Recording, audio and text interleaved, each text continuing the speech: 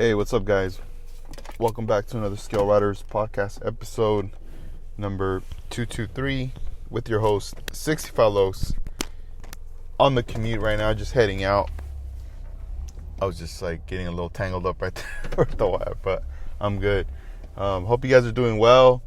Man, we're already in the month of September, but it's like we're already like past the mid-September. You know, it's a trip. Each month just keeps flying by, and I feel like once like October hits, it's just like that's it, man. The end of the year, like, we're gonna start hitting that last quarter of the year, and man, it's like we're just gonna have to look back at everything that we've built, everything you've accomplished, things you've learned, and set some goals for the following year as far as like things you want to learn, things you want to try, and all that. So, but it's interesting, it's interesting how things go. And I don't know if it has to do with age. As you get older, we're paying attention to stuff more and more and scheduling things. And next thing you know, you tell yourself, oh yeah, I'm going to do this around March. And the next thing you know, March is like around the corner. And you're like, man. So yeah, it's kind of a trip. But yeah, I just wanted to get right into it and start things off talking about the Scale Riders mystery boxes that just got launched last week. So this was there's like a 3-tier mystery box from a $50, $100 to $150 tier mystery box. So this is something new that I launched last year on my website, and it's still available. There was on Monday, I shipped out a lot of the mystery boxes out to customers, and I'm very excited for them to get it because it was fun putting this together. When I had started promoting and launching and making it available on the site, during that process, I'm gathering up all my items, my boxes, tape, everything to put this together, getting, I guess you could say it's like ingredients, right? So just gathering everything up, all the materials and everything. And over the weekend, because Saturday I had a vend at a local show in Oxnard that I'll talk about in this episode as well. And so that was Saturday. Sunday was, family day, get to chill. And it wasn't until, once the day was done and everyone's asleep, where I was like, all right, cool. Like, let me start sorting stuff out. Let me start kind of like a pre-pack. But Monday was going to be like the official like packing day, So I just wanted to get a little heads up on Sunday night. Did as much as I could, and then after that just called it a night, and I was just like, it was like I couldn't sleep. I was just excited. I was excited to put this together. Monday came up, I'm like, all right, cool, dropped off the little one at her daycare, and then I was just free that morning, so I started, packing orders, and it was just cool, like putting this whole thing together. Right there, all the packaging and everything, and just very, very appreciated and grateful for all the customers who supported, who were like, cool, let me try this out. Some people already know what mystery boxes are, but some people it's like still like a new thing, or they just weren't even sure what it was. And basically what it is it's a mystery.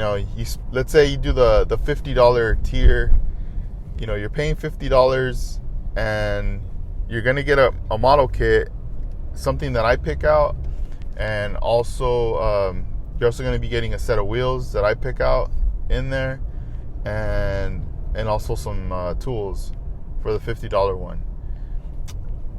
As far as the $100 one, you're going to get 2 kits that I pick out, 2 sets of wheels that I also pick out.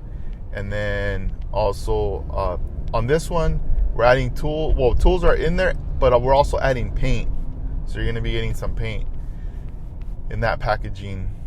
And as far as the 150, now you times it by 3.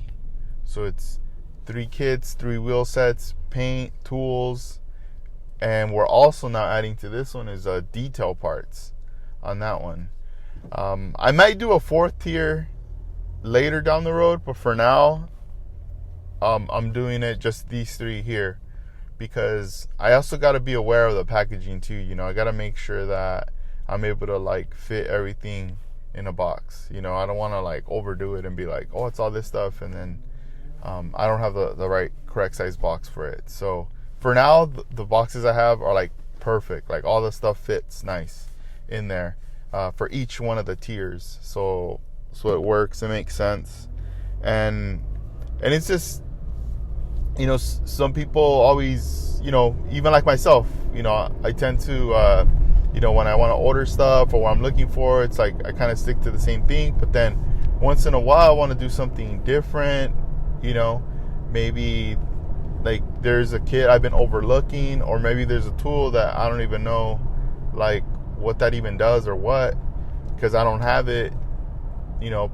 But let's say if I did a mystery box and then I end up getting like just an introduction to something that I'm like, whoa, like what is this? And then now you have it in hand, you have the packaging, you look at it and everything, you start looking at videos, because it's not like something you're just gonna like put away and be like, oh well, I don't have a use for it. You never know, you will have a use for it.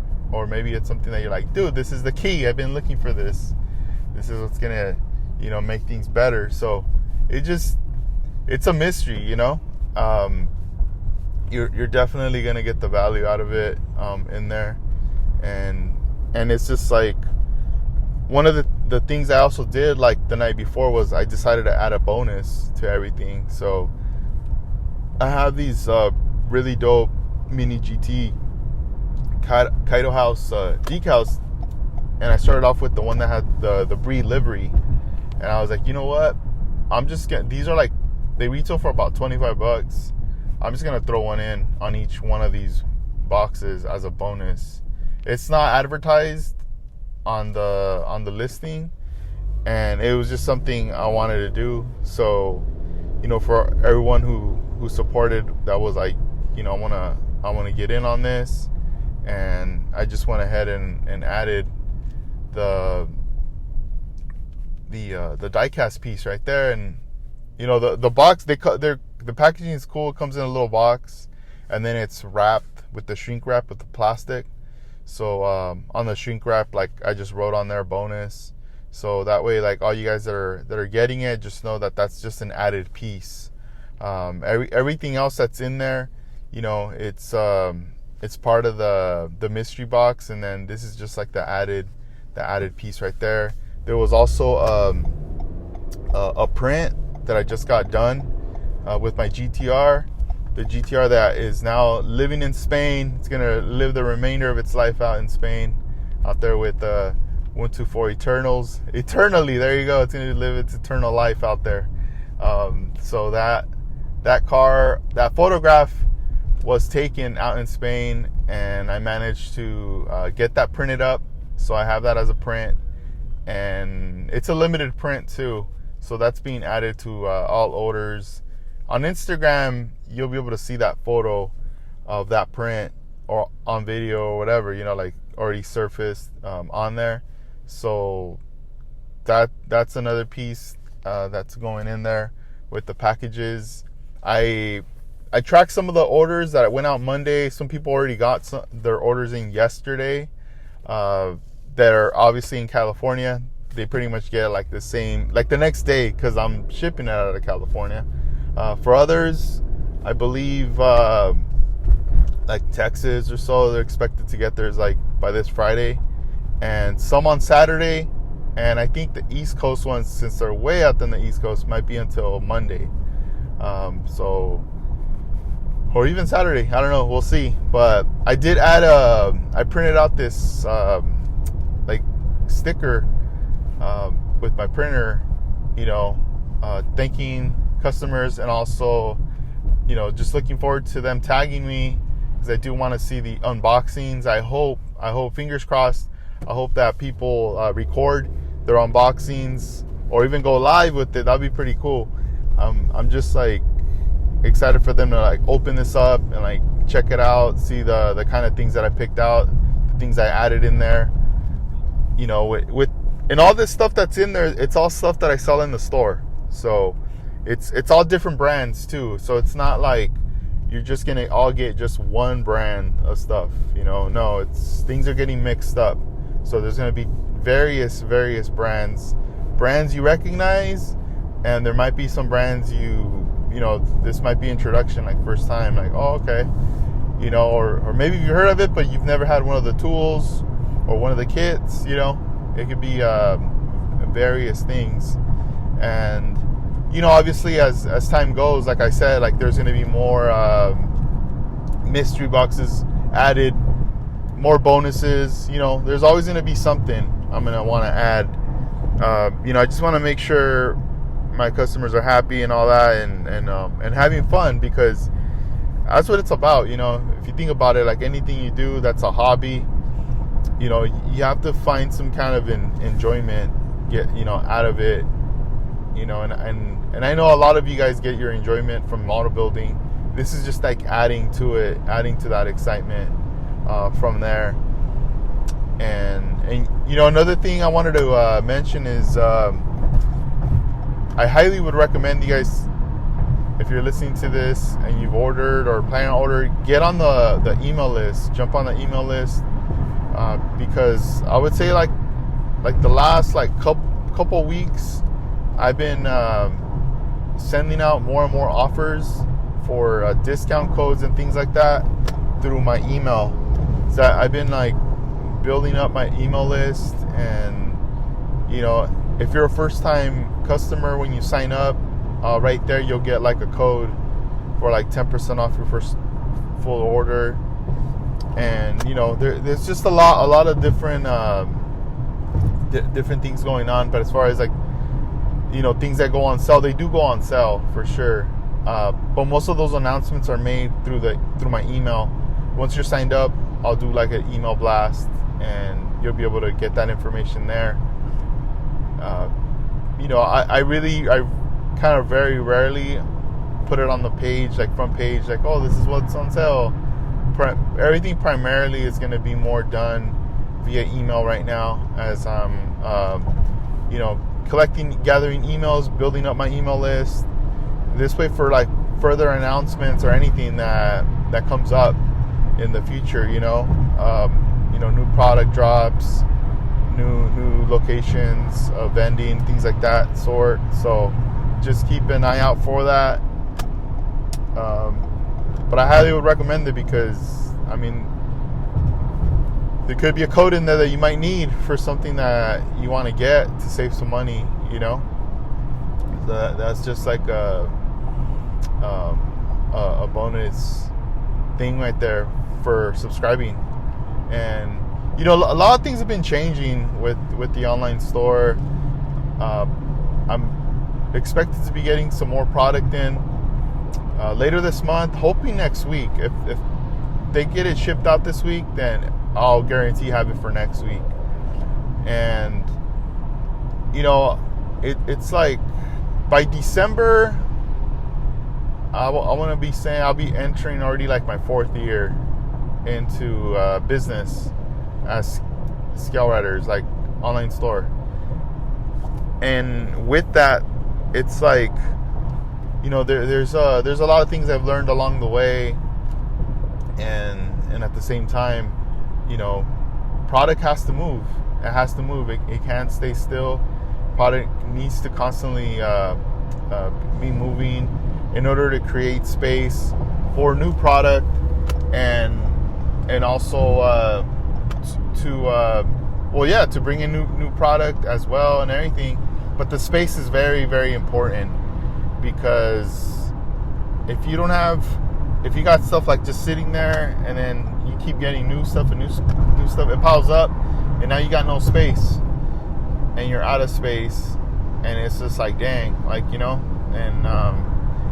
And that's the thing with the retail world, is like, you gotta have sales, you gotta have this, you gotta have that, and you know, you have to have all these spinning plates on there, you know. And I don't know, I was just like sitting back, kind of brainstorming and just thinking of places that I've shopped, and just like being like, man, like in the past, you know, like stores I've bought stuff from and everything, and there's some stores that make things exciting, and then there's a lot that don't. Majority don't make it exciting. It's just like, here's a product, this is what we have, and that's it, you know. And I mean, if you have like a flagship store or brick and mortar, I mean, you know, people are just gonna come in, hang out, and they're gonna get, you know, the stuff there. So you don't have to really put too much effort into it to make that excitement, because it's just like, it's just there. It's more of the getting away from the house to go somewhere, and then just being tempted, or just being like, all right, like, I'll buy it, why not, you know. But with online stores, it's like, yeah, it's got to be exciting almost like every time you go to an online store, like something going on, you know, whether it's a new product, but also like something that's on sale, something that's marked down, you know, things like that. It just makes it more attractive and less boring. And I was starting to feel like my store was gonna go down that hole, like, of just being boring, you know. And I was just like, nah, things gotta change. Like, I gotta put stuff on sale, you know, even if I take a hit or whatever, or if like the profit margin isn't even good, you know. But if I gotta like move it, I gotta move it, you know, and somebody else will be happy with it, and then later I'll be happy with it because I got the product out and I got something new in to introduce. And it's just like a revolving cycle, you know. That's what it is in the retail world, you know. You go to the stores, you go buy clothes. They got your seasonal clothes, you know, like spring, summer, fall, and it's like things change, you know. And then as something's starting to the season started to change, a lot of that stuff goes on sale because they need to make room for the new stuff that's going to come in, you know, to have new things on the rack and make it exciting for customers to come in, that be like, oh man, now we're in winter, I need a sweater, I need a jacket, I don't need shorts, you know. So it's all these different components and things like that. And you know, sometimes I just like randomly, I'm like, you know what, I want to have sale right now, you know, like a flash sale, and you do it. And a lot of the times you want to get first dibs to customers who actually are signed up to who subscribe to the email, you know. So you let them know first, and they have, you know, first dibs on stuff. And you know, if you want to do an announcement, you can publicly, but to everyone else that's not subscribed, you know. But if you want to keep it a little more exclusive, then you just do it through email list, and that's it, you know. So I don't know, there's a lot of things to like that you can like, you know, play around with when you have like an online store and all that. But I don't know, we'll see. I mean, there's still a lot of things I want to get into the store to make available, and just kind of go from there, you know, and get the kits that people want and stuff like that.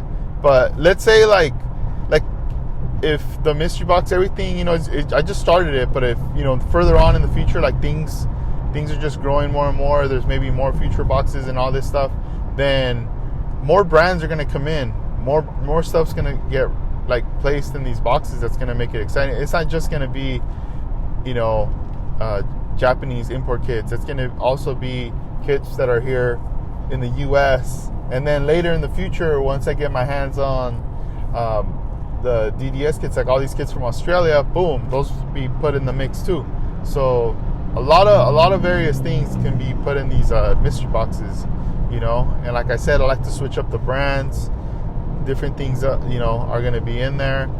And then also, like, let's say you come back and you buy a second box, it's going to have totally different things, because, you know, I know most likely what I sent out that first time around, that's it. Like, that stuff's gone. Like, I'm not going to, like, do the second batch, the same thing. It's going to be totally different stuff, for sure. So just a heads up right there. I just wanted to like mention it to all you guys about the mystery boxes. They are here and they are available. You know, so it's exciting. A lot of different things kind of going on. Man, there's already traffic piling up. What's up with that? Man, it's crazy. Yeah, I still got a commute, but hopefully it doesn't take me too long. We'll see. I mean, I left pretty early from where I was at. You know what's crazy right now before I started recording this? So when I walk to my car, I got to go down these stairs, right? And I'm like walking with my mug, and I'm just like, oh, cool, I'm going to drink this as I'm driving, right?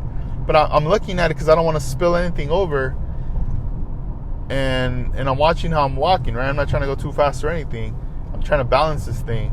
But as I look up in the far distance on the stairs, before I go, through them, I look up, there's this huge spider web, huge spider right in the middle. And I'm like, oh, hell no. Like, if I would have not paying attention, if I would have just been looking at my feet, like, all right, I'm going to go down these stairs, that thing, my face would have hit that thing. That thing would have been on my face. And who knows, that fool would have, like, jacked me up, and and I would have been tangled up with this stuff.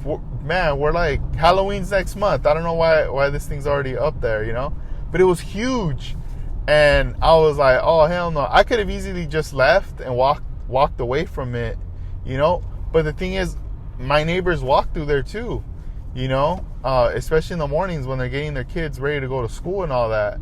So I had to do the nice thing. I had to get like a stick and just on the edges start messing with the web just to tear it down, because that dude needed a jam. So he knew I was messing with it, because that thing, it started to just like blow away with the air, and it started going up towards the tree, and then that thing just climbed up the tree, and I was like, all right, I'm out. Now I can walk through here. And who knows, maybe he's probably setting up shop right now again. He's probably like, they're fast, or maybe he's just like, nah, I'm out of here. I gotta go somewhere else. It's gonna be daytime already. But that dude was big. I don't know. I just had to say that right now, as I'm kind of like cruising through this traffic right here. But yeah, I was like tripping out on that. I was just in the car. I was thinking, man, imagine if that thing would have gotten me, it would have probably got me, or it would have maybe tried to run away up towards my hair or something, and then I would have been tripping, like thinking, oh, it's gonna get me, It's like when you see those videos of people when you tell them, hey, you got a spider in your shirt, and they start freaking out, and they're like, where? That could have happened. That could have been tossing my drink up in the air, or my mug. Man, I don't know. I was just tripping out on that. I was like, what the heck? But anyway, let's get back into the subject. So the mystery boxes, just know they're there. They're available. Saturday, I was in Oxnard vending. This was the WonderCon IPMS show. And I was there vending, but I also brought 4 model cars with me to participate in the model contest. And during the week, I was just like busy with others, like family stuff and everything. And at the same time, I was like, man, I better start putting stuff away for the show. Start making my selections, because the show's coming up.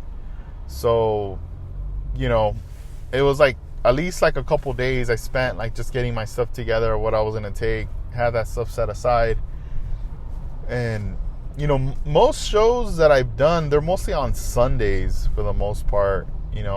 This one was on a Saturday, so I felt a little different for a local show, but on a Saturday. And then I was just like, all right, I gotta get my stuff ready.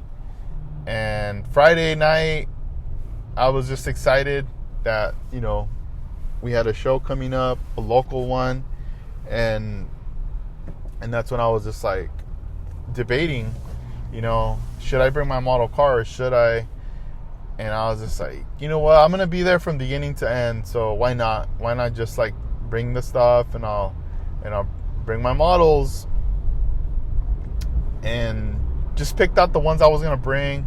And then I needed to figure out, all right, how am I gonna transport these cars now? You know, I'm bringing 4 of them. Each one I'm putting individually in these little containers with bubble wrap. But how am I gonna carry all these 4 containers? You know, and then I gotta get another container. They all fit perfect. Cool, let's go. So, you know, I had to get up early in the morning, do the commute. You know, with all the stuff in there. Got there. The show didn't start till 9, but I got there about close to 7:30, almost 8. And you know, I was just like kind of running around back and forth, bringing my stuff in, unloading. I started set up, and you know, people were walking around, you know, checking out stuff. All vendors, you know, it's always the fun part when you're a vendor. It's like having like walking, you know, like walking the lines, seeing like other vendors, seeing what they have, because maybe you might see something you want and you just want to go ahead and get it right there and then before the doors open, you know. So, you know, everyone was walking around. You know, once it was like 9, then you know you can start setting up your models on the table there. So I was pretty much already set. The final thing I needed to do was just pay for my entry forms and fill them out, and then put my models out there. So on this event, I brought 4 models. One being the Nissan Z-Wagon that I just completed. The Nissan Cedric, another one that was completed around that time. The Liberty Walk Lamborghini Huracan that was done earlier this year. And the 4th being my Honda EF9 Black Civic with the Scale Riders livery on there. That was the other one I finished earlier this year. So these are all new cars that I decided to bring out, like all like just in different style, and I put them out there, and the one in the JDM category, and the other 2 in the curbside category. So it was a fun event. I got to see my friends there. They came out. They were all hanging out. So it was cool to see some familiar faces there, and I just got to talk to a lot of different people that were coming up, saying what's up, you know, picking up some items or asking questions about items. So it was really, really nice. And then a lot of my friends that are locally in Oxnard, Ventura, Port Hueneme area came out too to support the event and, you know, to say what's up. So that was nice, because it's almost like this is like the only time you really get to see anybody, you know, is when you go to like these events like this.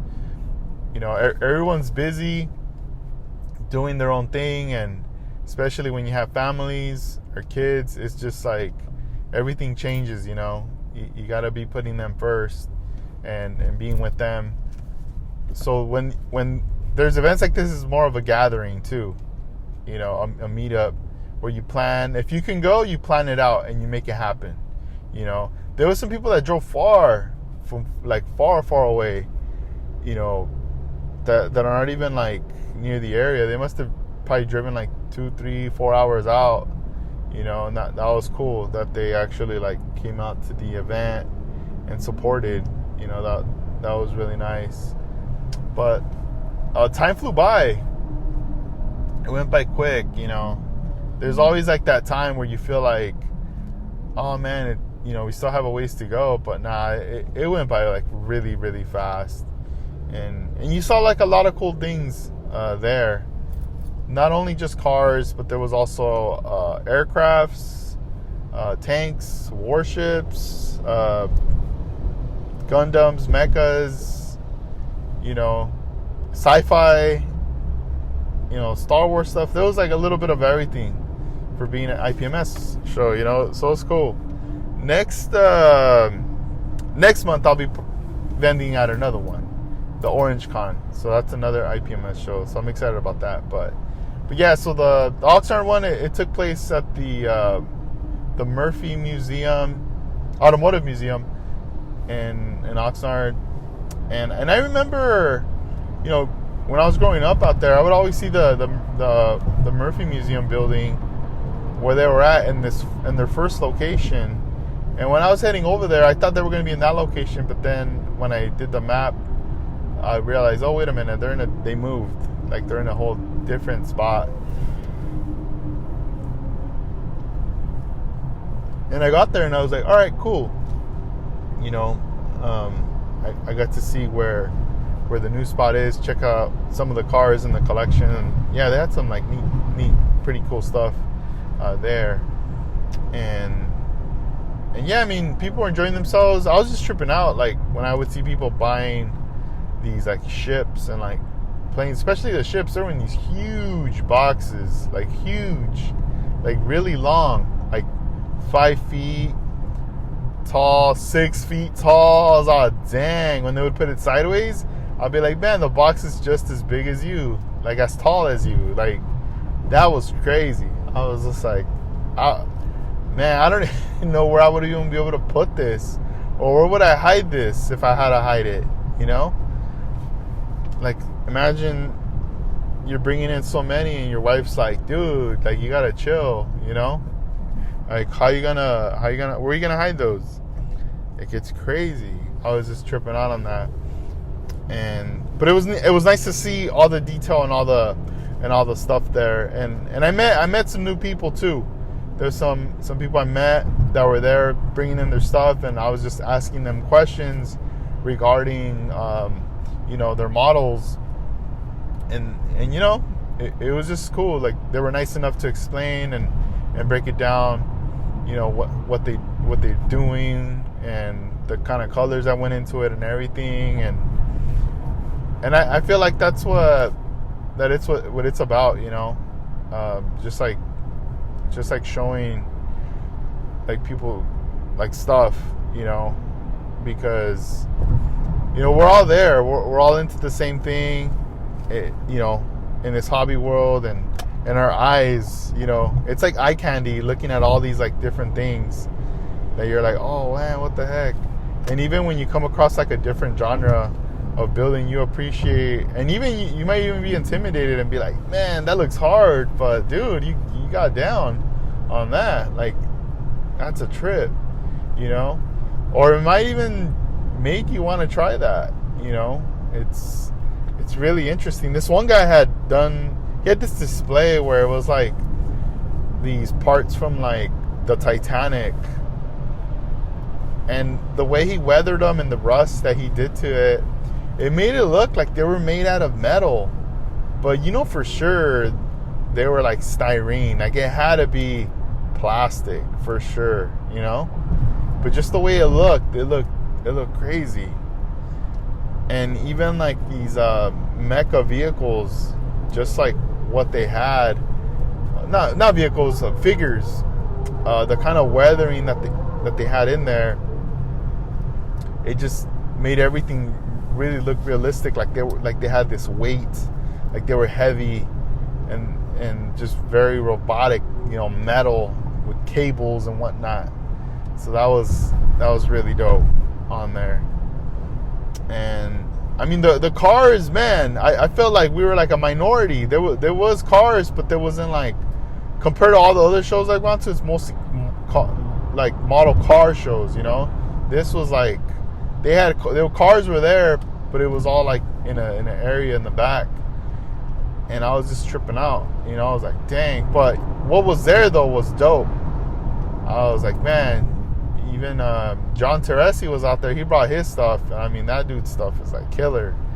You know, the paint jobs, the paint scheme, everything, the replicas, like the details that are just added to his stuff. It's like insane.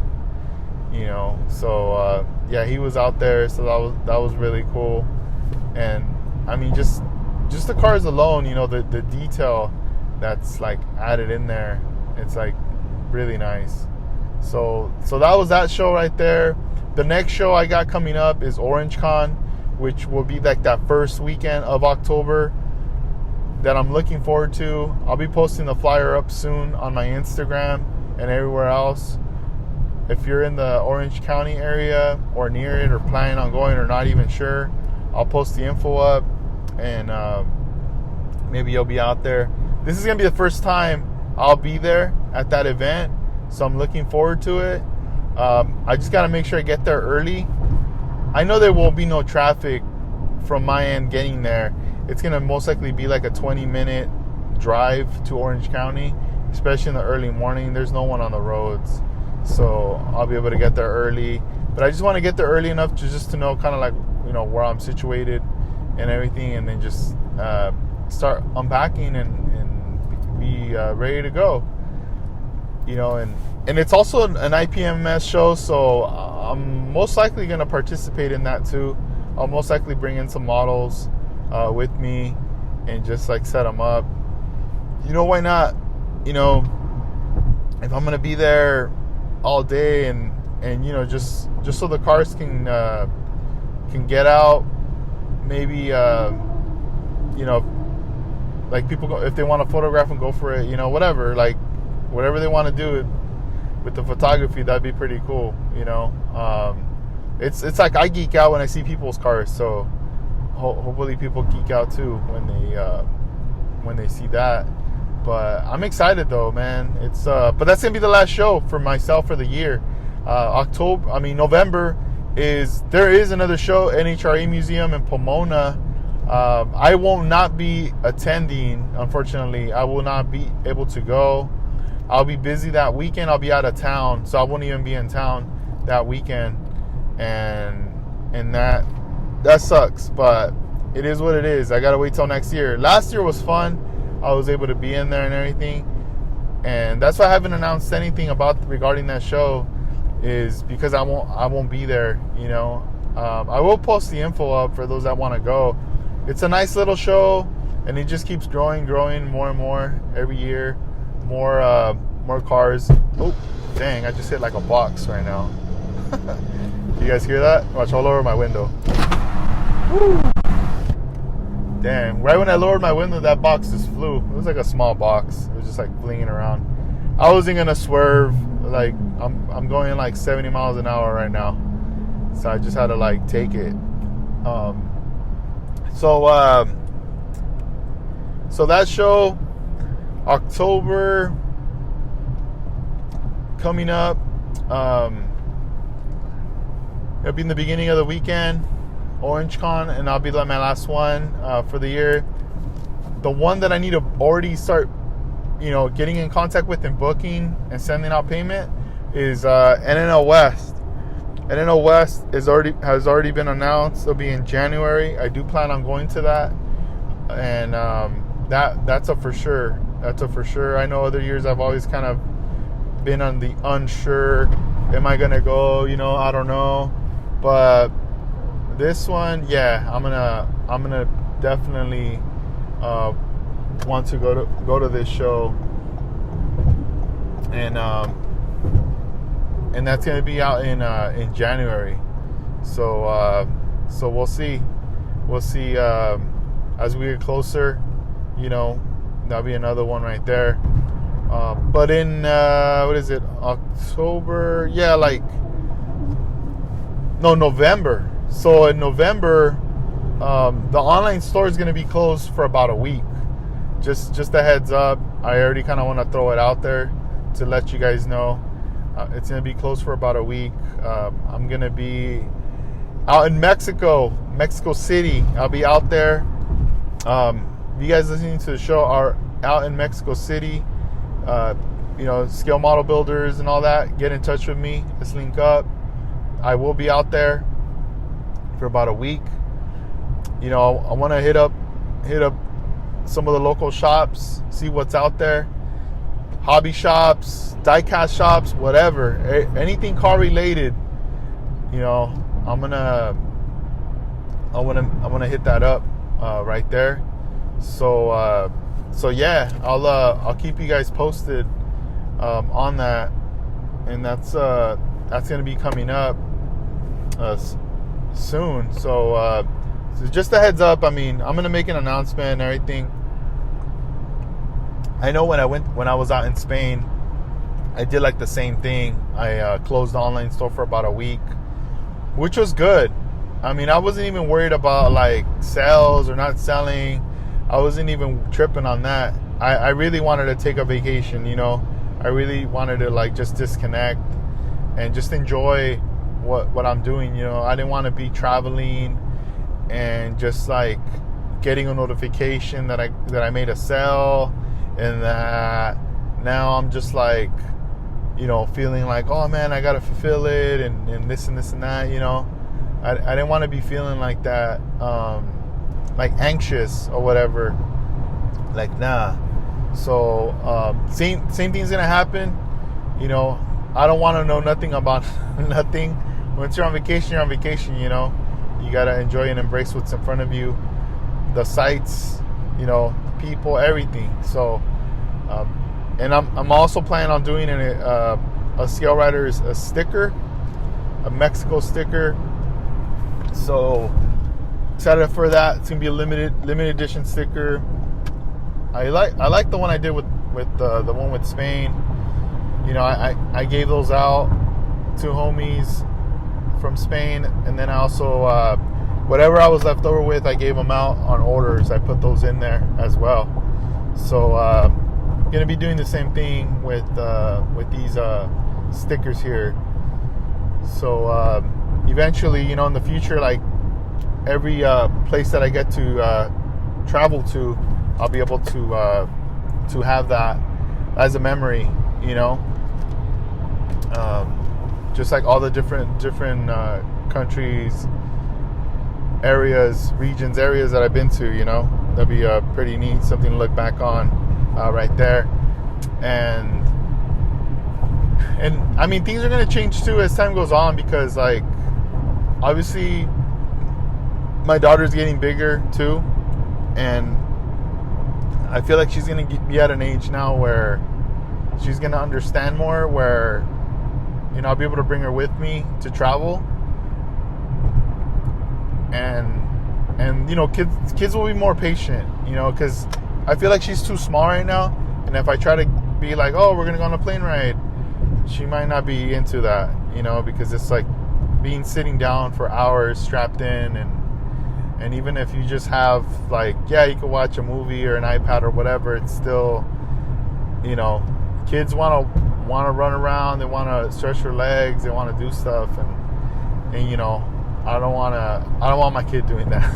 You know, I want them to be chill, so this way I can respect everybody else, and I don't want people tripping on me like, man, get a hold of your kid, you know. Nah, because this way, you know, beforehand you start telling your kid where you're going, what you're gonna do, and you also start to explain how long it's gonna take to get there, and all this and that, and I feel like once they understand all that stuff, you know, they see the goal, you know, of where you want to go to and everything, and then you just try to make it comfortable for them. You know, you got some of their favorite things, their toys, their snacks, you know, things to just make them more comfortable in order to make the travel easier and like faster for them, and hopefully they go to sleep, and by the time I wake up, they're like, oh, we're here, cool, you know. Because as much as I want to travel by myself and go this and that and go here and there, I know I can do that. I did it before. I traveled really far by myself, and that was fun. But you know, as you get older, it's almost like, you know, you want to share these experiences with people, you know, especially your family. And you know, I want my daughter to see the world. I want her to see different things, you know, just to like, for her to be exposed to stuff, to like, you know, as she gets older, to learn more about things, you know, about different regions, places, and everything. And you know, it's just one of those things that with her and my fiance, I want to just bring them along for the ride, You know, I want them to know that skill model building and my Scale Rider store is what brought us here. You know, there's a purpose of why we're here. You know, and you know, we're doing all this, and it's important. You know, it's a very important thing, and it's part of my life. You know, with model building, it's not just, you know, the hobby on its own that I look at it like, oh, it's just a hobby. Like, no, like this is part of my life, and a lot of people know that. I think a lot of my close friends, or just people that I'm around, or people that I see often, or people that I communicate with, they know that. They know it's like part of my life. I mean, they see it, you know, if they come to my house, or we're hanging out, or just something, you know, it's I'm like fully attached, you know, like to it.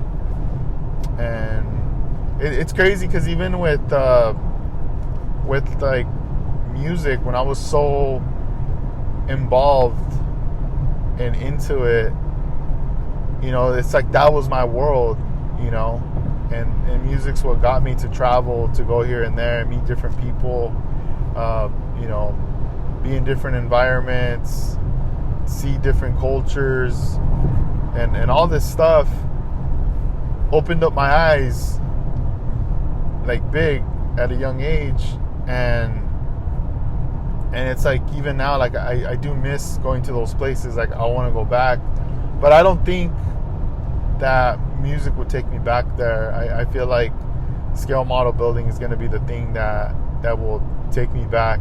As much as I want to travel to the UK, you know, to see my friends, I know that if I go back, I will see them again. But it's also going to be, I'm also now going to be seeing and meeting my new friends that I've met through scale model building, you know. So it's like two different worlds of things that you're into, but they're all in the same country, you know. It's crazy, but I do want to do that, but I want to share it, you know. I want to bring my family along with me, so this way I don't miss them. This way I'm not like far away and missing them and being like, oh man, like I want to go home, you know. Like, no, like I want to bring them with me so I feel comfortable and more like, you know, like, hey, let's check this out. And even then, like, you know, if they want to do their own thing, you know, I could do my own thing, you know, and then we'll meet up back at a certain time. Like, you know, everything's possible, you know, but definitely as a unit, you know, I want to do it as a unit. So that's what's going down right there.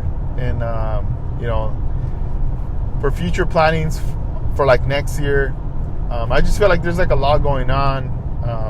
In October, I got like family weddings to attend too, so it's just like, you know, got to get ready for that. You know, you got to get like suited up and all that stuff. You know, it's like I don't know. I don't really go to many weddings or anything like that, so it feels different. You know, like, oh man, you know, you gotta look nice. You know, you know, not be all casual and stuff like that. But it's just like that's what's coming up right there. So I had to get ready for that. And then, you know, November, it's like traveling, hitting up Mex, coming back. Then we got Thanksgiving, family time. I love Thanksgiving. I love spending time with my family. I love seeing them. And then December, you know, it's all about family again too. You know, parents will be traveling out of the country towards the end of the month, so I want to see them, hang out with them, and then, you know, once they take off, you know, just come out and like check up on things, you know, visit my other siblings there, and, you know, and all that. So I don't know, it's this year it's gonna be interesting, just writing it out, and then also finish up on projects, you know, so just to kind of go from there.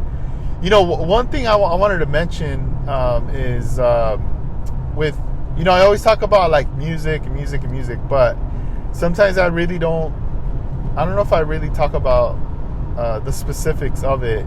But one thing I will mention is when I was a little, like a kid, like, I don't know, maybe like 8 years old, I would always go to like events and I would see DJs playing, right?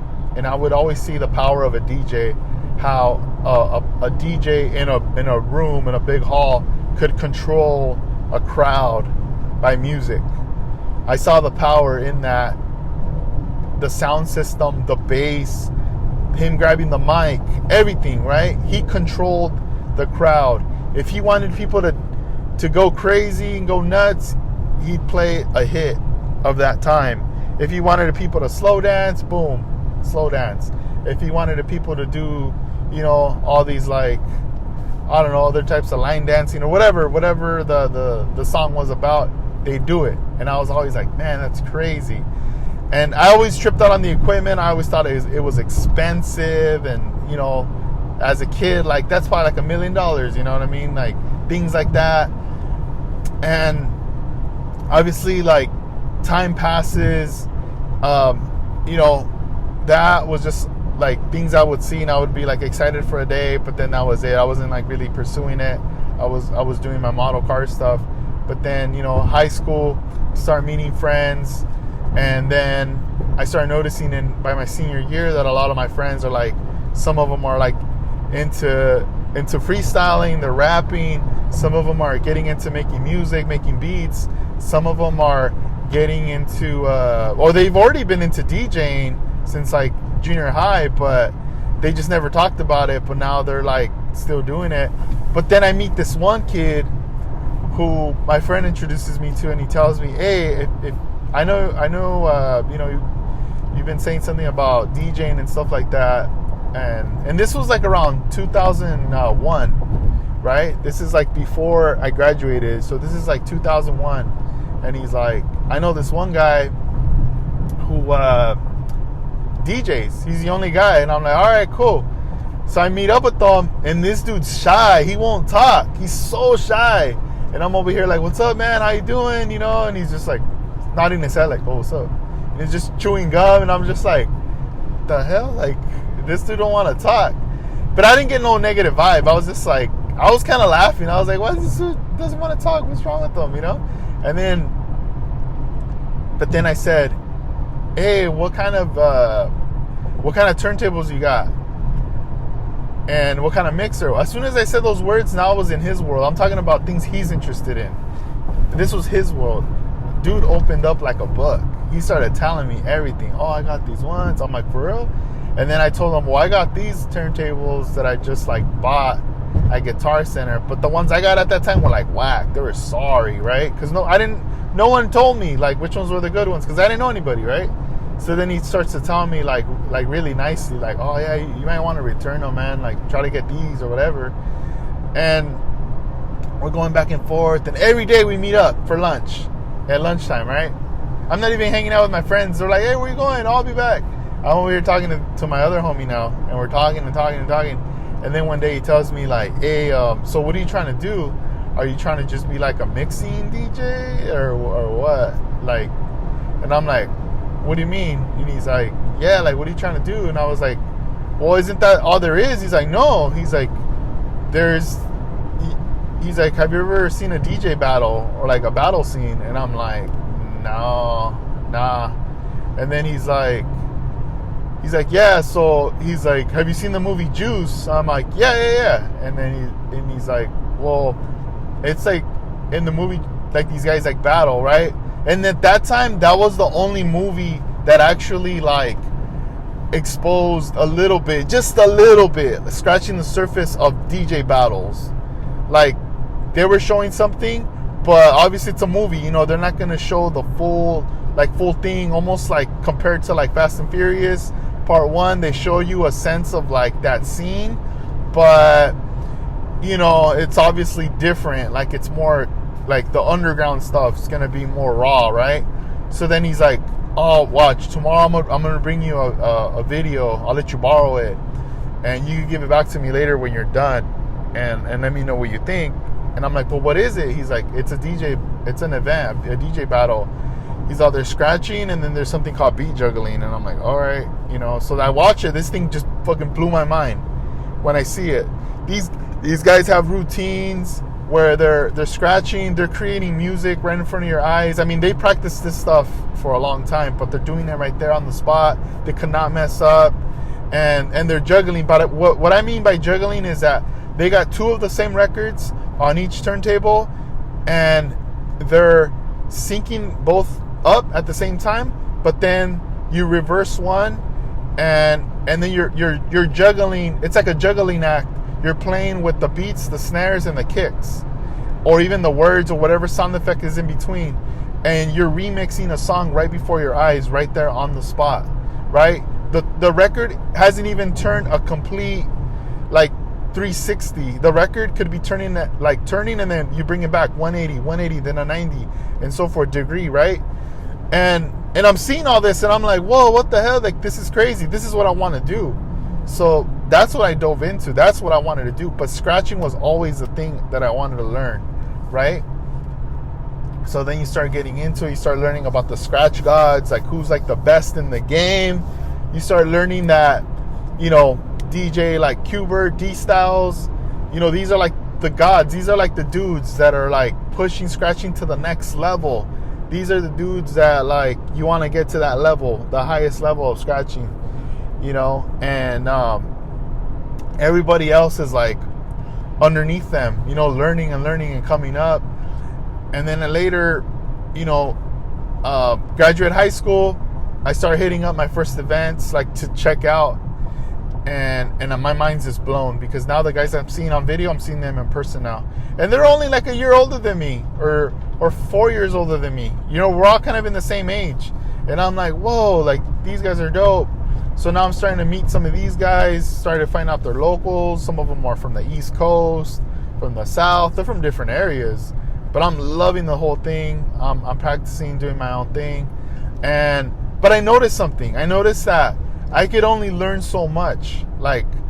Every time I scratch, I learned the same scratches and the same combos, and then that was it. I couldn't get it forward. It's like skateboarding. You learn how to ollie, you learn how to kickflip, you learn how to shove it. Once you learn those 3 tricks and you got them mastered, you unlock everything else, because everything else is a combination. A varial flip is just a shove it with the flip. So it's basically combining a kickflip with a shove it, right? And everything, you unlock it, right? 360 flips, all that stuff. So it's the same thing with the scratching game. You learn these things to unlock the next thing.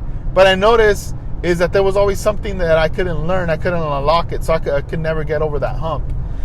And I just kind of chilled, and I chilled, and I chilled, and I just was learning other stuff. And then I learned how to produce music, and then I just pushed more the music production stuff. And then I put the scratching thing back. I was just whatever, back burner. But the reason why I bring this up is that with scale model building, through all these years that I've learned all these steps, and then learning from people about detail parts, patience, and all these things, right? I've grown up and I've matured. It's helped me grow.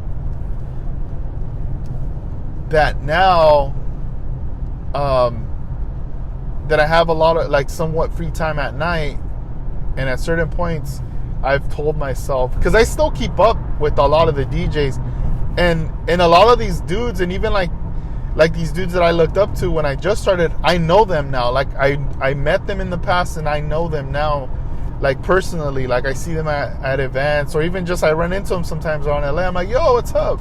It's kind of crazy. And I keep up with it, right?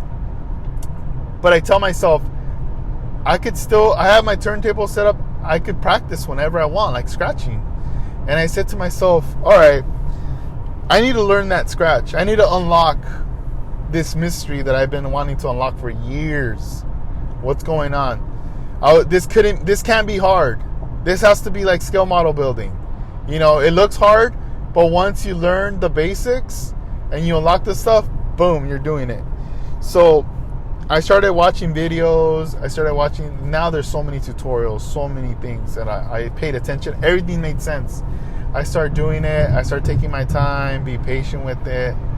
And I'm practicing. And lately I've been practicing. I just, I'm not recording anything or nothing, but I'm just like yesterday I jumped on the tables and I put a beat on, and then I just started I started to do that scratch I've been wanting to do. And it was just coming naturally. And I was just like, dude, what the heck? Like, damn, this is crazy. So I started doing it more and more, and it just felt very natural, And I'm at the point now where I just even one of my friends, that the one friend that I was telling you guys that gave me that VHS tape from high school, I showed him like an audio clip of the scratch that I've been doing, and even he's tripping out because he can't do that scratch right now, and he's like, dude, what the hell? He's like, I want to learn that. I'm like, yeah, I'll show you. Like, it's really not that hard. This whole time I thought it was hard, but it's not. You just got to follow the steps. You got to follow the steps of the movements, because you're moving your hands. Your record, you're moving it, back and forth, but in a certain rhythm. And then your other hand, you're clicking like an on-off switch, let's say, and you're doing them in different movements. But it has to have a rhythm to it, right? And it was just crazy.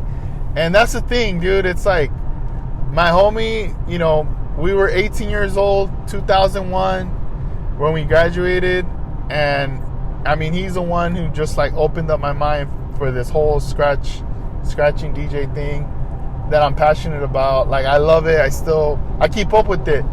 The same with skateboarding. I mean, I'm not out skateboarding, but I still look at stuff. I watch videos. I keep up with certain skaters. What are they doing now? And I mean, that stuff's cool, They're just different cultures that I'm into. And then with skill model building, I mean, people that I've been following since magazines, what is it, 95, 96, and so forth. And I mean, look at now, a lot of the same, people that I look up to, I know them now, and I'm still meeting new people, and this is still there. So I just want to say everything is possible. Sometimes it might not be happening now, but it's going to happen later in the future. You just got to have that patience and to go back at it and be like, all right, cool.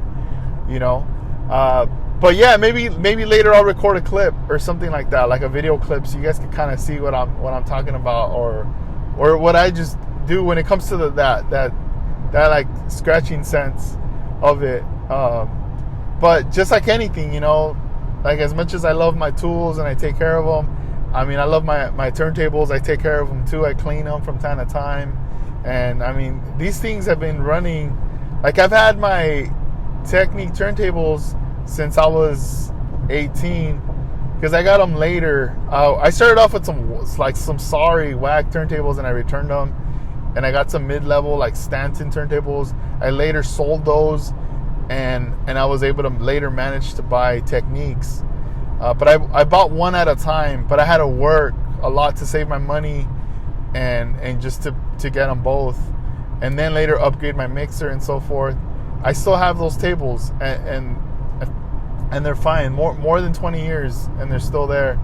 And then now I have another set of Vestex PDX 2000 turntables, and those are more. I mean, you could scratch on both, but the PDX are those ones on steroids that they added all these features in order to control the platter, the speed, everything. And it was more intended as to be created as an instrument for a scratching for a turntablist. That's what that was for. So it's really neat. If you guys are kind of curious of what I'm talking about, I would probably recommend, if you go on YouTube, look up type in DMC US Finals 2001. U.S. Finals 2001. I think the cover should be red, like a DJ, but in red, like a silhouette. But look that up. Look up DMC USA Finals 2001. That was like one of the best U.S. Finals. You had all the best DJs from around the world. Scratch DJs. Like, these are like straight up, like, just hip hop heads, like best scratch, hands-on, analog, vinyl, way before the digital era, you know, way before Serato, way before all that. This is like really raw DJing at its highest peak right there. So look that up right there, watch that, and you'll understand what's going on. And try to watch the whole video. If not, then you might want to watch DJ Craze 2001 or 2000 U.S. Finals. World Finals. Not even U.S. Finals, World Finals. Watch that routine. It's really dope. There's also another DJ who took it to another level that came out in, I think, 2002, 2003, DJ I Emerge World Finals. Look that dude up. Crazy. One of the best dudes that came out breaking records, like literally smashing his records at the end of his routines, smashing them like a rock star, breaking them, and then dude disappeared. He disappeared from the face of the earth. He just didn't want to be involved in the scene anymore, wanted to be low key because that dude was just like becoming too popular. But yeah, that's a sense. Like, I mean, I love all DJs. I love mixing DJs too. They get down and everything. But when I see the gimmicky, like, big DJ, I can spot them out right away, like with what's going on with that. But it's all good.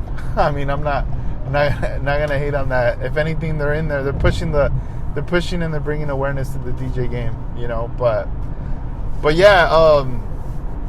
It's a trip with this whole thing right there. Man, I'm already in the area. It's crazy. I'm looking at so it took me about an hour and 7 minutes, it looks like, to get here. That's not bad at all. That was really, really smooth. I mean, I've been sometimes in traffic where it takes even longer, almost like 2 hours or hour and a half. So that was not bad.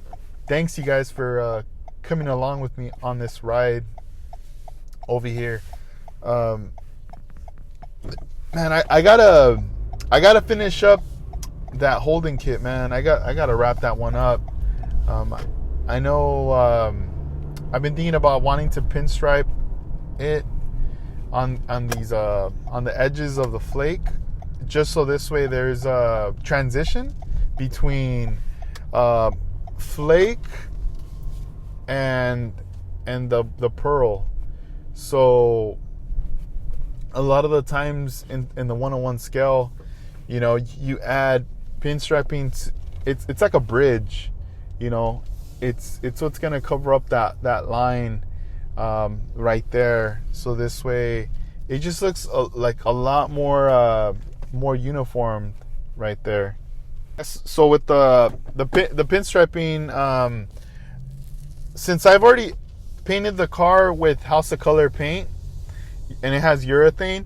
The one pinstripe paint that I would use would be House of Color urethane, because, or it's like a hybrid of urethane and enamel mixed together. But the thing about that paint is when you pinstripe with that, it lays flat, but it also dries fast, and you could clear coat over that. So you could shoot like the show clear over that, and it will, you won't have any issues. Because if you use other enamels, other brands that are enamel, and you spray and you clear coat over them right away, something's gonna happen. You're gonna have a reaction where, you know, that enamel hasn't completely gassed out, and it's gonna like they say it moves, or like it just, like, I don't know, it gets weird. It gets really wonky and weird underneath the clear, you know, because it can't break out of it. It's trying to gas out. So it's almost like you would have to wait a long time, for that to happen. But I'm just like, I'm kind of thinking about it, that I want to do this. And the more I think about it, the more I want to do it. Sorry about that. But we'll see. We'll see what happens, because I already know myself. If I don't do it, I'm going to end up regretting it later. Like, man, I should have just done it. Ugh. Nah, not like that. But you know what I mean? I mean, like, man, I should have just like done it up. We'll see. We'll see what happens. But I do need to finish that kit. I just been busy with a bunch of stuff. But I need to go in there, paint the interior, start gluing stuff together. And if I'm going to do this, get it pinstriped up on those edges, and then clear coat it one more last time, and that's it. And if I clear coat it, damn, this will be the 4th clear coat on that car, which is fine. I mean, the other times I had to clear coat it a lot because I had to bury the flake in there, and yeah, we'll see what happens. I mean, I'm just kind of saying it now, but we'll see what ends up transpiring down the road with that build right there. But that's one I need to definitely build. There's also this AE86 Pandem that I'm working on.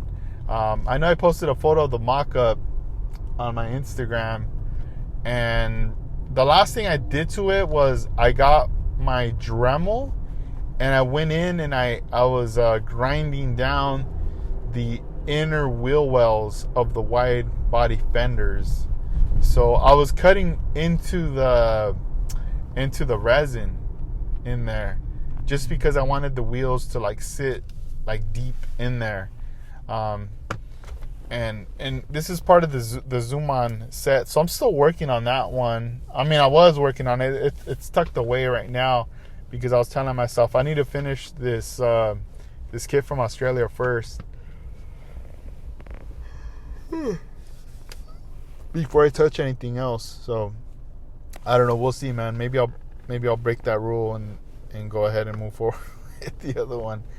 I don't know. There's just so much. There's so much stuff to get into, and it's cool, man. That's the thing. Like, I know a lot of you guys have a lot of different hobbies and a lot of things, and that's fine. It's awesome. Sometimes when you're stuck on something, go ahead and mess with the other thing. Get into the other one for a bit. If you're into playing guitar, bust out that guitar. Write some songs, create some stuff, and then later. Ooh, the streets. And then later, just be come back to it, fresh memory and everything, fresh mind, and boom, let's go ahead and move forward with it. So I'm already here, guys. We're gonna finish this episode off. Thanks for coming with me for the ride. Mystery boxes, they're out there, they're available. Also, like I said, highly recommend to subscribe. And future show OrangeCon coming up as well. And I hope you guys are stay safe, keep building, and I appreciate all you guys' support. All right, peace out.